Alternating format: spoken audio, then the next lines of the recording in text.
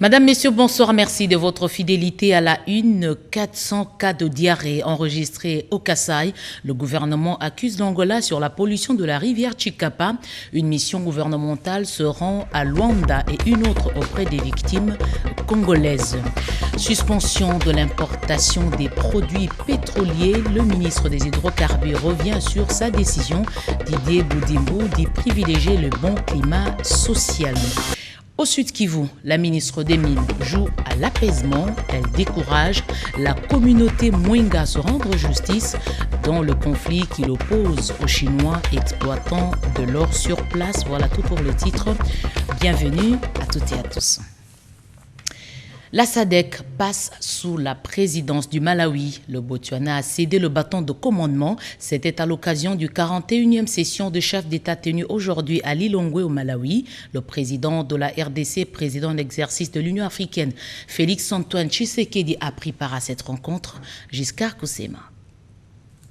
En sa double qualité de président en exercice de l'Union africaine, chef de l'État d'un grand pays francophone, membre de la SADC, le président Félix-Antoine Tshisekedi Tshilombo est arrivé ce lundi dans la soirée à Lilongwe.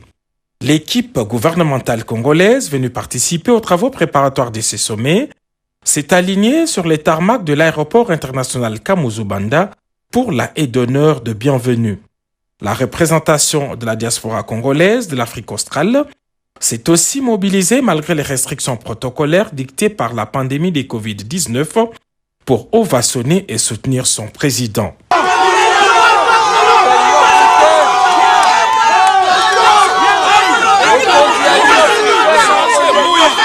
Le même jour, dans la soirée, le président Félix-Antoine Tshisekedi Tshilombo a été reçu au State House de Lilongwe par son homologue Lazare Chakwera. Pendant près d'une heure, les deux chefs d'État ont fait le point de quelques dossiers d'actualité au sein de leur institution. Ce mardi matin, la ville de Lilongwe était parée aux couleurs de pays de l'Afrique australe à l'occasion de retrouvailles de chefs d'État pour un sommet en présentiel. Au Centre international des conférences Bingu Motarika de Lilongwe, 16 chefs d'État et de gouvernement parmi lesquels les Congolais Félix-Antoine Tshisekedi Tshilombo ont assisté à la cérémonie d'ouverture des travaux. La cérémonie inaugurale a été marquée par une série de prises de parole. Première à s'exprimer, la secrétaire exécutive sortante Laurence Tax a dressé le bilan de ses 8 ans de mandat. Première femme à exercer ses fonctions à la tête de l'organe exécutif de la SADC, la Tanzanienne a relevé quelques avancées significatives durant son mandat, notamment la stabilité et la consolidation des principes démocratiques au sein de la SADC. Le développement des infrastructures d'intégration régionale et les progrès en matière d'autonomisation de la femme font aussi partie de son bilan. Le président du Malawi, Lazare Chakwera, a reçu de son homologue mozambicain, Philippe Nyusi, arrivé lui aussi fin mandat, les symboles de la présidence rotative de cette organisation.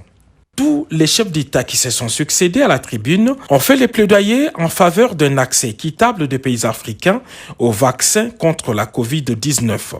Pour le président entrant et hôte du sommet, la relance de l'économie africaine durement frappée par cette pandémie dépendra de la capacité des États de disposer de cette maladie. Pour lui, des réponses définitives doivent être trouvées, d'où les thèmes choisis cette année: renforcement des capacités en matière de production face à la pandémie de Covid-19 en vue de mener des réformes économiques et industrielles à caractère inclusif et durable. Après cette cérémonie d'ouverture, les chefs d'État et de gouvernement ont poursuivi les travaux à huis clos afin de prendre des décisions sur cette institution, parmi lesquelles les choix du nouveau secrétaire exécutif. Retour chez nous, désignation des animateurs de la CENI. Il n'y a pas eu forcing pour le président de l'Assemblée nationale. Les postes des composantes qui n'auront pas déposé les noms resteront vacants. Les présidents des deux chambres du Parlement ont évalué le travail de la commission paritaire qui étudie les dossiers de chaque candidat. Sandra Nyangita Tabou, Sylvie Moyembo, reportage. Les deux chambres du Parlement en tête-à-tête en début de la soirée de lundi 16 août 2021. Modeste Bahati Lukwebo, président du Sénat, voulait s'enquérir auprès de Christophe Mbosoko Diapwanga, président de l'Assemblée nationale, de l'évolution des travaux de la commission paritaire de la Commission électorale nationale indépendante. Cette dernière a été mise en place pour examiner les dossiers individuels des candidats désignés par les composantes concernées. je voudrais préciser, l'occasion faisant les larrons, que ceux qui parlent de forcing, il n'y a pas de forcing. Les composantes reconnues par la loi et qui ont obtenu un quota pour désigner leurs membres au sein de la commission électorale nationale indépendante, nous leur avons demandé de déposer les dossiers.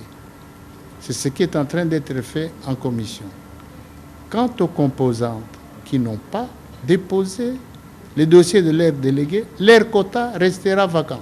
Christophe Mbosso et Bahati Lukwebo se sont aussi penchés sur la préparation de l'arrivée ce mardi 17 août à Kinshasa des fortes délégations du Parlement panafricain. Nous avons le devoir de nous concerter avec mon collègue et aîné, le président de l'Assemblée nationale, Christophe Mbosso, pour que tout se passe convenablement et à la tradition africaine.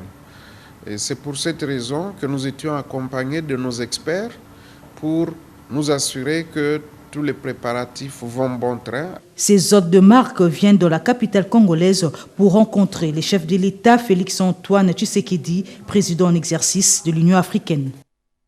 Toujours en rapport avec la désignation des nouveaux animateurs, le processus prend du retard. Cela va impacter la suite du calendrier et le gouvernement n'est pas responsable. Les Warriors ne planifient pas le glissement. Précision du porte-parole du gouvernement, Patrick Mouyaya, hier devant la presse. On l'écoute. Attendu de nous dans le cadre du processus électoral. Les financements, la mise à disposition de moyens pour la Commission électorale nationale indépendante.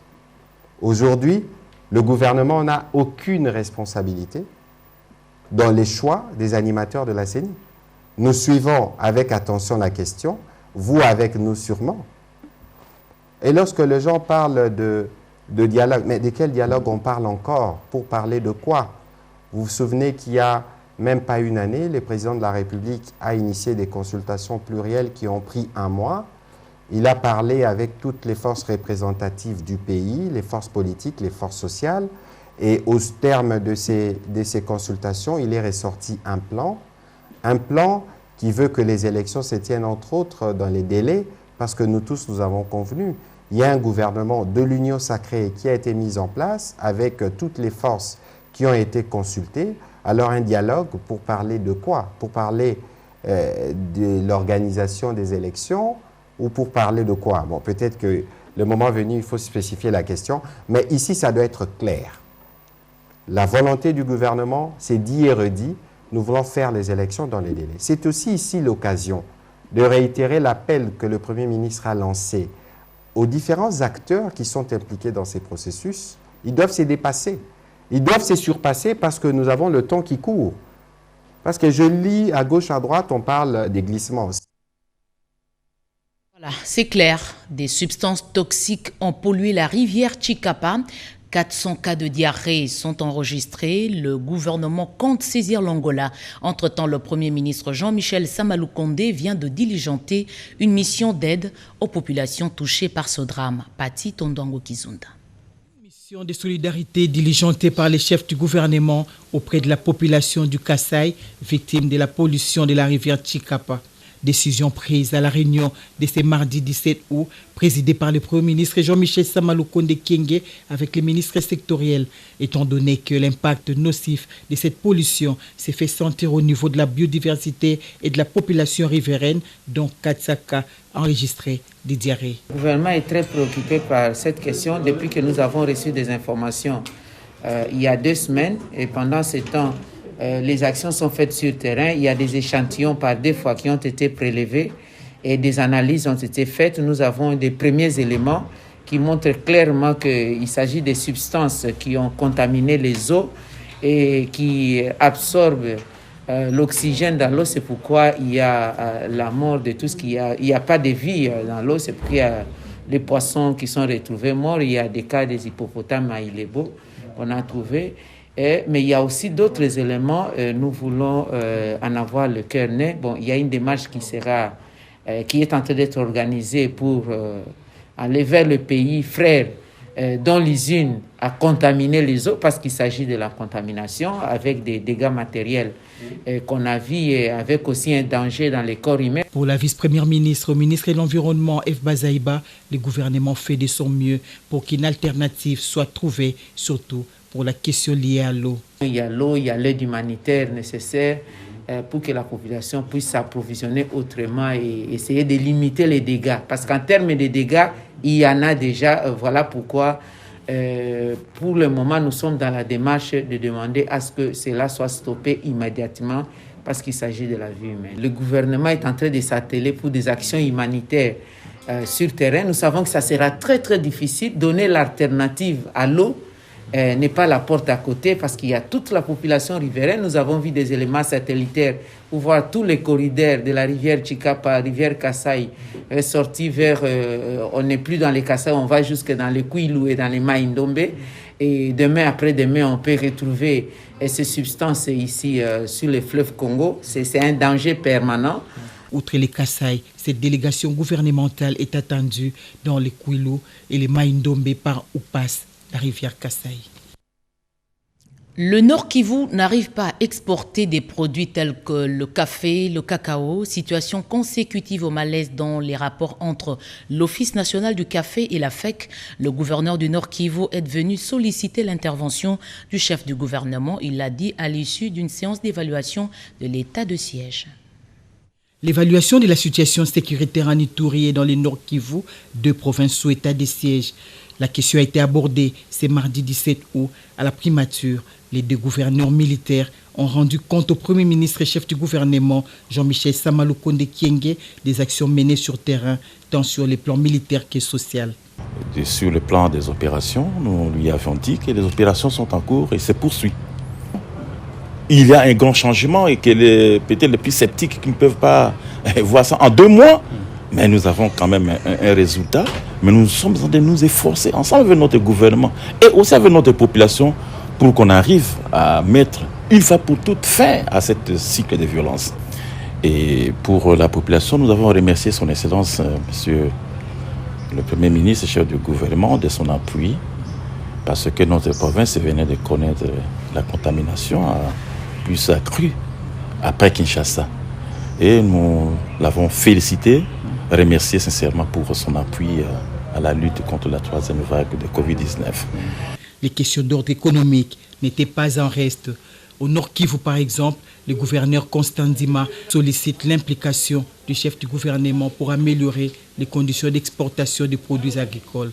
Nous avons plus de produits qui sont en stock et nous n'arrivons pas à évacuer, notamment le cacao, le café, le quinquennat et consorts. J'ai soumis ça à son Excellence, Monsieur le Premier ministre, pour décanter la situation qui oppose la Fédération des entreprises du Congo Nord Kivu à l'ONAPAC. Et j'ai reçu un écho favorable de son Excellence qui a dit qu'il va réunir incessamment une réunion interministérielle pour décanter la situation. C'est depuis le 6 mai que ces deux provinces sont sous état de siège décrété par le chef de l'État Félix Antoine Tshisekedi Tshilombo. L'insécurité en Ituri plombe les recettes et pour gagner en temps, les opérateurs économiques migrent vers le programme Sidonia. Explication Joseph Oscar Mbalkaïj. La province de l'Ituri est en état de siège. L'insécurité qui sévit dans cette partie du pays ne permet plus aux opérateurs économiques de remplir convenablement leurs obligations vis-à-vis du fisc. Conscient de cette situation, la Direction générale des douanes et accises, DGDA, ainsi que les opérateurs économiques membres de la Fédération des entreprises du Congo FEC Ituri, se sont engagés à regarder dans la même direction en plaçant un focus sur les mutations observées avec l'avènement du logiciel Sidonia. Avec le système actuel, que les opérateurs économiques fassent quelques heures pour récupérer sa marchandise et effectuer tout le paiement que nécessite sa déclaration en douane. Des importations massives et des paiements accrus de recettes de trésor. Les deux parties ont aplani leur vue au cours de cet atelier. Cette journée a été sacrifiée pour une matinée fiscale à l'étation de la DGDA. C'est pour édifier nos opérateurs économiques et pour assainir le climat des affaires entre la DGDA et les opérateurs économiques. Ensuite, entrer dans la politique de la maximisation des recettes parce que nous sommes obligés à accompagner les services de l'État pour pouvoir réaliser ces objectifs. Le gouvernement provincial de l'Ituri a besoin des moyens de sa politique pour mener à bout les groupes armés qui sèment l'insécurité et la désolation dans cette partie de la République.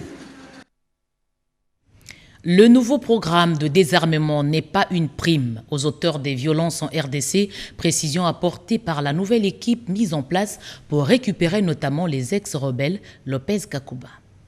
Rien ne sera plus comme avant. Les démobilisés issus des groupes armés sont pris en charge par les gouvernements par une réinsertion dans la vie sociale. C'est l'une des missions assignées au coordonnateur national du programme désarmement, démobilisation, relèvement communautaire et stabilisation, Tommy Tambwe Ushindi Emmanuel.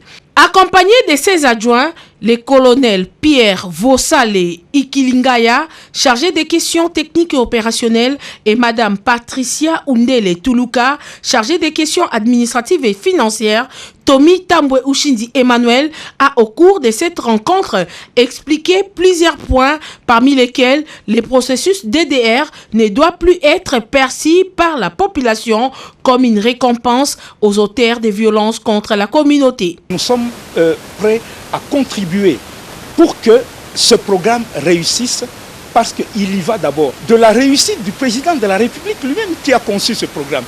La population a besoin d'un relèvement communautaire, engagé de dialogue avec toutes les couches de la population, mais également amener les populations à avoir une paix. Peu avant, les coordonnateurs du PDDRCS avaient procédé à la remise-reprise entre l'administrateur de l'unité d'exécution du programme national de désarmement et démobilisation et réinsertion, gréviste d'Itend, et les coordonnateurs de stabilisation et reconstruction du Congo, Alain Kachindi Assoumani. Sur les marchés de Kinshasa, c'est le grincement des dents. Malgré le consensus trouvé entre le gouvernement et les importateurs des surgelés, les prix grimpent. Constat sur le terrain avec nos reporters Patricia Ungou et Béatrice Chako.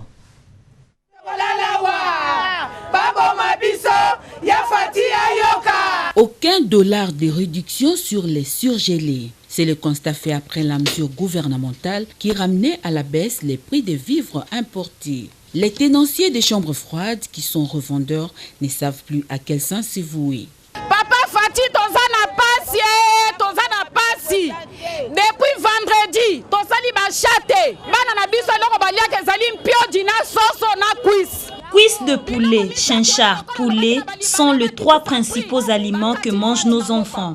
Depuis vendredi, les Libanais ont fermé et retiennent le stock. Ils nous renvoient nous approvisionner chez vous. Si d'ici le vendredi, rien n'est fait, la carence sera totale.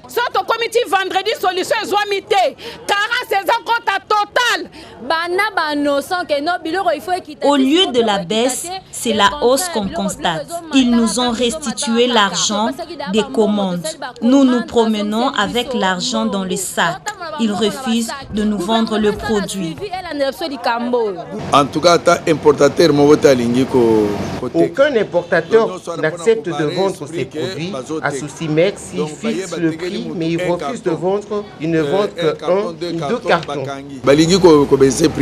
Les gros importateurs ont carrément fermé leurs chambres froides. Encore quelques jours de rétention des stocks, la pénurie risque de gagner toute la capitale. Situation qui ne facilite pas la tâche, commerçants du marché Gambela. Ce sont des gens qui doivent être punis sévèrement. Ils veulent saper le travail des titans abattus par le chef de l'État. Les prix n'ont pas baissé. Ils attendent de liquider leurs anciens stocks avant toute diminution de prix. C'est à peine que nous venons de décharger les surgelés demandé, je vous assure que toutes les chambres froides sont pleines. C'est un mensonge de dire qu'il n'y a pas de stock. Téné, ces manutentionnaires, après nous avoir fourni toutes ces informations, il a été renvoyé du service. Il revient sur sa décision portant suspension des importations des produits pétroliers dans la partie ouest. Le ministre des Hydrocarbures dit privilégier le climat social entamé par la mesure qu'il avait prise. Explication Séverine Katanda. Le ministre des Hydrocarbures a accordé un moratoire de 6 mois aux opérateurs pétroliers du Congo central. Didier Boudimbo lève ainsi sa suspension temporaire de l'importation de produits pétroliers dans la partie ouest du pays. Il privilégie la paix sociale tout en se conformant aux dispositions légales en matière après avoir entendu des différentes parties prenantes. Il va sans dire que le ministre des Hydrocarbures avait placé le bien fondé du dispositif du marquage moléculaire pour préserver la qualité de produits pétroliers. Les sentiments qui nous animent actuellement, ce sont les sentiments de joie. Parce que lorsque nous sommes montés au créneau, le ministre est descendu non seulement en tant que ministre, mais en tant que fils du terroir et en tant que frère. Il a pris une bonne décision, la décision de suspendre la décision qu'il avait déjà prise, bien que ce soit d'une manière momentanée. Mais il a quand même prodigué des conseils en tant que père de famille pour que nous puissions nous structurer, nous organiser et que son ministère va devoir nous appuyer dans les jours à venir si et seulement si nous mettons en pratique tous les conseils qu'il a pratiqués. Ce qui est important, c'est que pendant le moratoire de 6 mois, les pourparlers vont devoir continuer. Nous allons créer un cadre, il l'a dit, un cadre de concertation. C'est le moment pour les opérateurs pétroliers de mettre en profit ce moratoire pour se conformer aux standards internationaux. Chose pour laquelle Didier Boudimbo a encouragé les jeunes de Yachi à s'adonner aux études du pétrole et gaz dont elle a la maîtrise avérée. Les élus du bas-fleuve montent au créneau. Ils s'insurgent contre l'état fortement endommagé de la route nationale numéro 12 tronçon Manterne-Tchela, 90 km. Ils ont saisi le ministre des Infrastructures, Eurydice Kitutu. Ce tronçon compris entre Manterne et le territoire de Tchela sur la nationale numéro 12 dans la province du Congo central est dans un état de délabrement avancé. Longue de 90 km, cette route d'intérêt agricole est d'une importance capitale pour l'évacuation des produits agricoles vers les centres de consommation. Situation déplorée par les députés du Congo central, notamment ceux de Lukula et de Tchela. Ces élus ont rappelé que cette route étant pourtant retenue sur la liste des travaux des 100 jours du chef de l'État, aujourd'hui elle est l'ombre d'elle-même.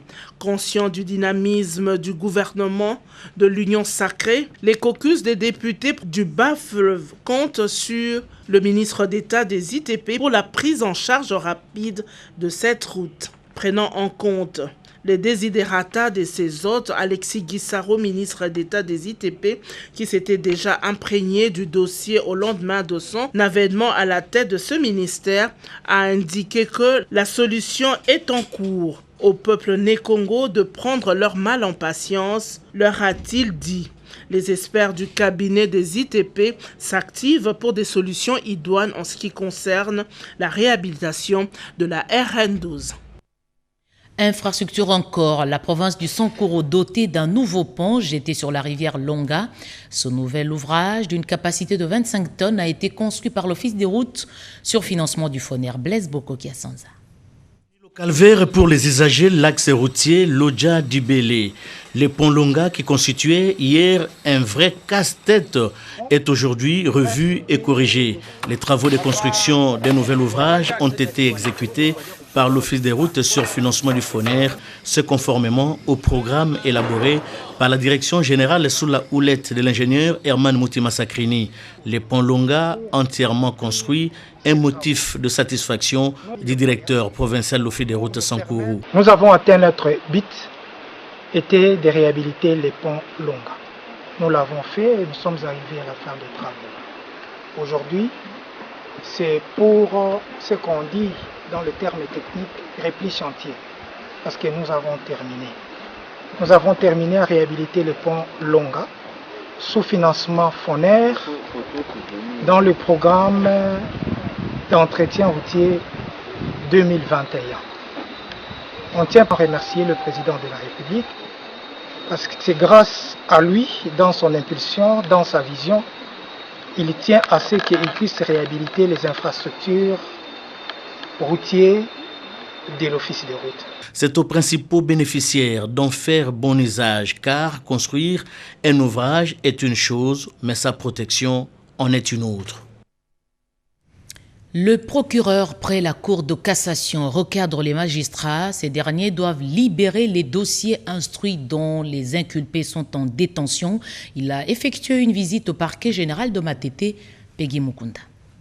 Accompagné d'une forte délégation, le procureur général près la Cour de cassation, Victor Mumba Mukomo, a effectué une visite d'inspection au parquet général de Kinshasa, Matete. Tout a commencé par une séance de travail de huis clos, suivie d'un face-à-face entre les patrons du parquet et des magistrats. 5 heures auront suffi au procureur général près la Cour de cassation pour avoir une idée générale sur les registres tenus par chaque cabinet du parquet général de Matete. Victor Mumba a fait quelques observations à tous les magistrats de cette juridiction. La visite de monsieur le procureur général près la Cour de cassation en ce jour, c'était une visite improvisée parce que nous n'étions pas prévenus. Néanmoins, c'était une bonne occasion pour qu'il prenne à chaud la température, qu'il se rende compte du fonctionnement de notre office. Il nous a trouvés, il a pu jeter un regard, qu'il a visité tous les registres du ministère public et au même moment, il a fait venir devant lui les dossiers instruits avec les inculpés en détention. Et en conclusion, il a formulé des observations qu'il a portées à notre connaissance qui tendent à voir les magistrats améliorer leur manière de travailler. Rappelons que cette visite d'inspection fait suite à la mise en garde du 18 juillet dernier, au cours de laquelle le procureur général près la Cour de cassation avait fait un rappel à l'ordre de tous les chefs des offices de la ville-province de Kinshasa. De la mobilité pour plus d'efficacité au travail, les greffiers de la Cour de cassation viennent d'être dotés des véhicules utilitaires.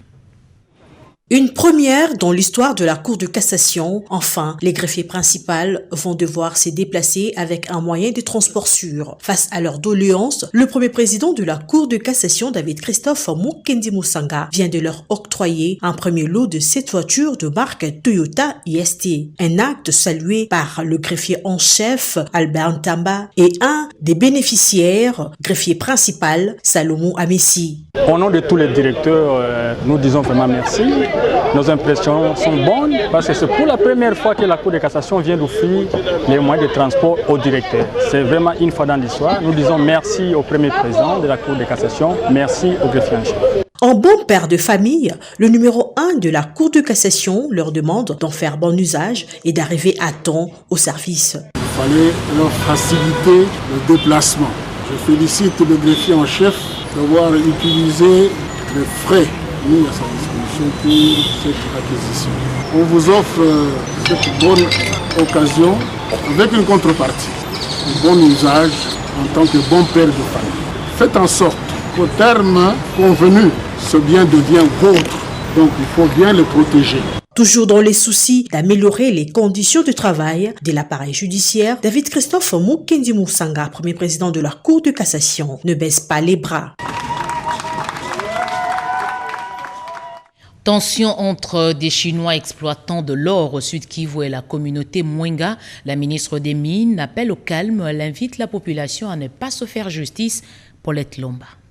À l'aéroport de Kavumu, la ministre de Mines Antoinette Samba Kalambaye a fait l'objet d'un accueil chaleureux, ce qui constitue un véritable témoignage de l'attachement de la population à la patronne de mines. Antoinette Samba a indiqué qu'il était de son devoir, après son périple dans différentes provinces, de passer dans le Sud Kivu, certes pour rendre visite aux agents et cadres évoluant dans le service spécialisé de mines et de l'administration provinciale du secteur. Au conflit entre la communauté de Mwenga et les sociétés chinoises d'exploitation de l'or, dans cette province, la patronne de mines a privilégié d'abord l'étude et le parcours du dossier. Nous demandons à la population de ne pas se faire justice parce que nous sommes en état de droit. Lorsque vous voyez des cas pareils, dénoncez, rapprochez-vous du ministre des Mines, des services spécialisés des mines du gouverneur qui est le représentant du chef de l'État ici, et puis nous informer par tous les canaux, Internet, réseaux sociaux. Mais regardons dans la même direction pour le bien de la communauté congolaise. Antoinette Samba Kalambaye s'est fait accompagner dans cette mission d'inspection d'une forte délégation d'experts évoluant dans le secteur de mines. Avant le déplacement du Sud Kivu, la ministre de Mines et sa suite ont visité l'usine Alpha Mine Biz Mining, spécialisée dans la production de l'étain à Walikale, dans la province du Nord Kivu. Probable fermeture de l'aéroport de Ndolo suite à son état de dégradation. Pour éviter le pire, le ministre des Transports et Voies de Communication, Chérubin Okende, l'a visité aujourd'hui. À la tête d'une délégation composée notamment du nouveau directeur général de la Régie des voies aériennes, du directeur général adjoint de l'autorité de l'aviation civile et du directeur des aéroports de la RVA, le ministre des Transports, Voies des Communications et des Désenclavements a effectué une visite d'inspection à l'aéroport d'Ndolo à Kinshasa. En voiture et à pied, Chérubin Okende a palpé du doigt l'état de dégradation avancée de ce célèbre aéroport de la capitale. Le constat est amer.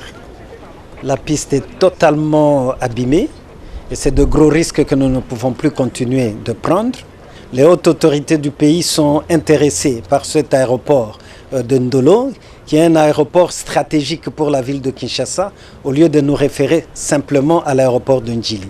Avec une longueur normale de 2300 mètres, la piste d'Ndolo a été illégalement amputée de 700 mètres. La partie occasionnellement roulable est envahie par des constructions que l'on peut qualifier d'anarchiques. Magasins et marchés ont été érigés sur le prolongement de la piste, dans la partie autrefois appelée Tipka, ce nom qui rappelle des souvenirs macabres du crash de 1996, où les vendeurs installés sur la partie dédiée à la piste ont été tués par un Antonov qui avait raté son décollage. Prenant la mesure de la situation, Chérubin Okende veut agir pour éviter que le pire ne se reproduise. Je vais me concerter avec le secrétaire général, le directeur général de l'autorité de l'aviation civile, ainsi que le directeur général de la Régie des voies aériennes pour que nous préconisions des mesures audacieuses à prendre afin de prévenir au lieu de subir certains événements. La commandante de l'aéroport d'Ndolo a fait part au ministre de la spoliation de l'espace de la RVA. Il y a même une station-service qui a été érigée sur le terrain de l'aéroport. Ndolo, c'est aussi sa tour de contrôle sous-équipée. Le ministre des Transports a promis au nom du gouvernement des nouveaux équipements. L'Angola et la RDC veulent unir leurs efforts dans la régulation des fréquences aux frontières. Les deux pays viennent de signer un protocole d'accord. Jean-Pierre Ndolo Demazo. La République démocratique du Congo et l'Angola ont scellé leur coopération dans le domaine de télécommunications. L'accord signé entre l'Institut angolais de communication INACOM et l'autorité de régulation de la poste et de télécommunications dans la ville portuaire de Mwanda a pour objectif d'harmoniser la gestion des ressources en fréquence aux frontières de deux pays. Une signature qui a été précédée par une réunion de travail des experts de l'RPTC et de l'INACOM tenue le 21 juin 2021 à Cabinda en Angola. Le président du conseil d'administration de l'INACOM et Christian Katende de l'ARC-PTC ont apposé leur signature au bas du document qui va désormais réguler les services de communication électronique entre la République démocratique du Congo et l'Angola. Le président du collège de l'ARC-PTC donne l'importance de cette cérémonie. La rencontre de ce jour pour la signature du protocole de coopération et la signature de l'accord de coordination des fréquences aux frontières démontre à quel point la matière est d'une importance capitale pour le développement harmonieux des télécommunications dans notre sous-région. Pour le président du conseil d'administration de l'INACOM, cette signature est une étape importante dans la coopération entre les deux institutions. Une étape importante sur le chemin que nous devons parcourir ensemble et permettra de renforcer notre coopération dans divers domaines. L'Angola et la RDC ont donc décidé par cet accord de cheminer ensemble dans le domaine de télécommunications. Un dictionnaire pour la langue des signes est en chantier. 6000 mots constituent le langage des sourds. C'est une reconnaissance pour un préjudice longtemps subi. La langue des sourds rejoint la liste des langues nationales en RDC. Erika Bamba, Betty Amanikunda.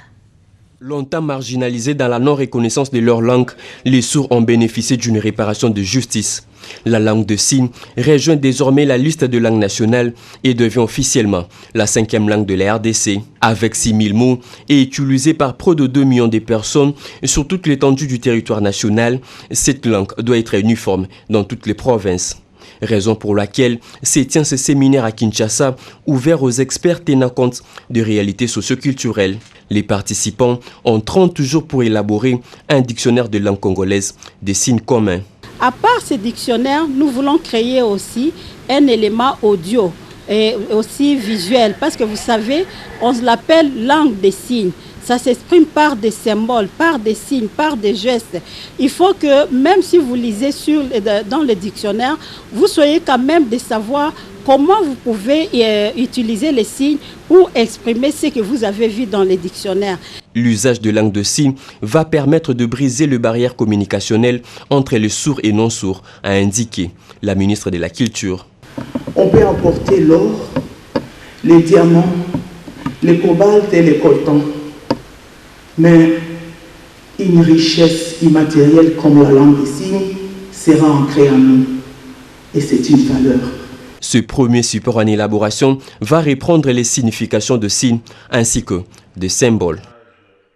L'RDC prépare son entrée dans le monde fermé des satellites d'observation. Des échanges ont eu lieu avec l'Agence spatiale européenne, Marie Kalong. À Liège, José Mpanda a visité les sites où sont logées les infrastructures de cette structure intergouvernementale chargée de l'exploration à l'utilisation pacifique de l'espace. Depuis plus de 40 ans, elle assure la promotion des intérêts scientifiques et industriels européens dans l'espace. Le ministre congolais a eu des explications des responsables de ESA. On a 3 satellites, il y en a 2 qui font des images de la Terre et il y en a un qui prend des images du Soleil. Celui qui prend des images du soleil, les données sont des données scientifiques qui vont être utilisées pour faire la météo solaire. Ça veut dire pour voir les impacts du soleil sur l'environnement de la Terre. D'accord ? Les images, par contre, d'observation de la Terre, il y a Proba 1 et Proba V. Proba 1, il y a plusieurs instruments de type caméra, avec une observation de l'hyperspectral aussi, mais avec une résolution qui est de 15 mètres au sol. Dans les installations d'Espace Bell, concepteur des satellites et développeur des programmes, cette structure avec laquelle la RDC pourra signer le contrat d'acquisition d'un satellite d'observation, le ministre José Mpanda a également été éclairé avec des explications. Signalons que dans cette mission, José Mpanda Kabangu s'était fait accompagner du directeur du Centre national de télédétection Sainte-Anne et du député national honoraire Lungwana, consultant auprès de Space Bell. Jacques Mouyembe mérite la plus haute récompense du pays. C'est ce que pensent les sénateurs élus de Kinshasa. Ils ont mesuré la grandeur de l'homme et l'immense travail réalisé par l'INRB. On écoute le sénateur Didier Momengi. Dans la santé publique et ils ont eu l'occasion également de visiter les nouvelles infrastructures que nous avons, notamment les visites des laboratoires P2 et P3 qui ont été offerts par la coopération japonaise JICA. Et tout à l'heure, nous venons également de visiter la biobanque, c'est-à-dire l'endroit où l'INRB conserve les échantillons des virus pathogènes comme Ebola, Marburg, etc. Cette infrastructure mérite tous les soutiens de la République. Et nous allons faire le plaidoyer pour qu'il en soit ainsi. Et le professeur lui-même a droit à la plus haute récompense de la République. C'est seulement comme ça qu'on peut améliorer l'intelligence collective congolaise et avancer concrètement vers le développement. Comme le professeur l'a fait avec Ebola, les intelligences qui existent dans cet institut nous permettent de croire qu'une gestion robuste, rigoureuse et efficace de cette pandémie est possible. En tout cas, nous les sénateurs, nous prenons l'engagement de faire les plaidoyers et les recommandations qu'il faut pour que cet institut puisse sustenter la République avec ses meilleures intentions, surtout ses meilleures expertises. Pour veiller sur la qualité et la norme de l'enseignement RDC, le gouvernement confie la mission à l'Agence nationale de l'assurance qualité. Cette structure a lancé ses activités. José Baïtouambo. Est la condition nécessaire de la confiance, de la pertinence, de la mobilité, de la compétitivité et de l'attrait des institutions de l'enseignement supérieur. Sûrement la plus importante des options à prendre pour introduire des normes de qualité en République démocratique du Congo. Une mission confiée à l'Agence nationale de l'assurance qualité de l'enseignement supérieur et universitaire. Votre présence à cette cérémonie traduit réellement votre ferme volonté à rendre visible et compétitive, à l'instar des autres pays, nos institutions d'enseignement supérieur et universitaire, tant du secteur public que du secteur privé. Nous vous en félicitons. Pour le ministre du tutelle, la création de ces structures est une solution pour ramener la qualité de la formation dans ces secteurs et d'entamer les différentes réformes du système éducatif du supérieur. La mission que notre chef de l'État nous a donnée, qui a été reprise dans le programme du gouvernement, c'était de ramener la qualité dans nos établissements pour que les étudiants que nous formons soient utiles à notre société. Les lancements de ces activités coïncident avec l'ouverture de l'atelier de renforcement de capacité de membres de la dite agence, organisé du 16 au 19 août 2021 avec l'appui de la Banque mondiale, à travers le projet d'éducation pour la qualité et la pertinence des enseignements au niveau secondaire et universitaire. Politique, l'organisation des élections prochaines, le parti présidentiel affûte déjà ses armes. Les femmes cadres de l'UDPS étaient en matinée de réflexion sur comment conserver le pouvoir. Nadine Foutouka. La perspective des échéances électorales de 2023 et le stratégie garantissant le meilleur résultat mettent déjà la Ligue des femmes de l'UDPS en ordre de bataille. Pour ce faire, une rencontre de réflexion tenue à l'Africana Palace a dégagé les principaux axes prioritaires de la feuille de route, dont la vocation se résume à soutenir les actions du chef de l'État, Félix-Antoine Tshisekedi Tshilombo, et la conservation du pouvoir par l'UDPS. Ainsi donc se sont succédés à la tribune Madame Alpha Denise Lupetu Chilumbai et Madame Akassia Bandoubola. Le cadre femmes de l'UDPS doivent participer de manière efficiente au développement de notre pays, à l'intégration rationnelle et générale de la femme, donc, qui est le moteur évidemment de la croissance économique de notre nation, mais aussi soutenir la vision du chef de l'État, son Excellence Félix-Antoine Tshisekedi Tshilombo. L'UDPS, c'est un parti miroir. On va d'abord mettre en place un cadre de concertation, une commission de stratégie. Nous allons réfléchir à la stratégie autocosalila.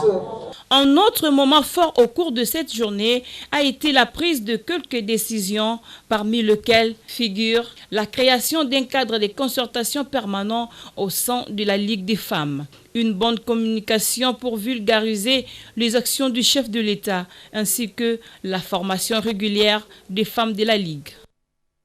On termine par ce fait insolite, un chercheur américain qui maîtrise parfaitement nos langues, Yoshua Castillo, c'est son nom, il fait ses recherches en histoire africaine. Pardonnez son accent, mais écoutez-le. Histoire africaine, histoire au Congo, ni mukadwe wa recherche wani, nji ndakula, miakulu, inae ya jitunga ja Congo. Na mie nilianza kusoma Swahili, il y a 6 ans sasa. Mais nilianza kusoma kama Swahili ya Tanzania kumwanzo, mais nimeshaendelea kufunda pia Swahili ya Congo. Kwanza mu Este, kwanza mu Goma, kisha kukontinue Swahili ya Lubumbashi, Swahili ya Katanga. Ninapenda sana Congo, ninapenda sana ma culture, na ikola kipe Lingala, parce que Lingala évidemment est notre langue nationale. Pour la recherche nangai est très important. Par exemple, l'union nationale est très important pour la recherche nangai. Mais n'engé batu na bazone linguistique différent ya Congo, ba vivre puis ba tambolaki na utilisation ya langue ya régime. Message na munu na batu ya Congo ikele que bandinga na beno ikele ya mbote mingi. Kansi na munu mutundu muke américain muke kuisa hawa mukemuna ikele ya mfunu kuvalorize bandinga ya Congo hata kisika na betu kasi na Congo mpi mtidiae muke zaba mpiki Congo ikele na bandundu ikele na Congo central. Ce journal est terminé, Madame, Messieurs. Merci de l'avoir suivi à travers le monde. Je rappelle que 400 cas de diarrhée sont enregistrés au Kasaï. Le gouvernement indexe l'Angola sur la pollution de la rivière Chikapa. Une mission gouvernementale se rend à Luanda et une autre auprès des victimes dans la province du Kasaï.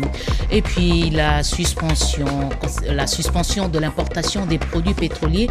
Le ministre des Hydrocarbures revient sur sa décision. Didier Boudébou, vous l'avez entendu, il privilégie le bon climat social. Au Sud Kivu, la ministre des Mines joue à l'apaisement. Elle décourage la communauté Mwenga à se faire justice dans le conflit qui l'oppose aux Chinois qui exploitent de l'or dans la province du Sud Kivu. Merci de votre fidélité. Restez avec nous, le programme continue. 23h à la présentation Getty Omatuku. Je vous retrouve demain 20h avec le même plaisir. Bonne soirée.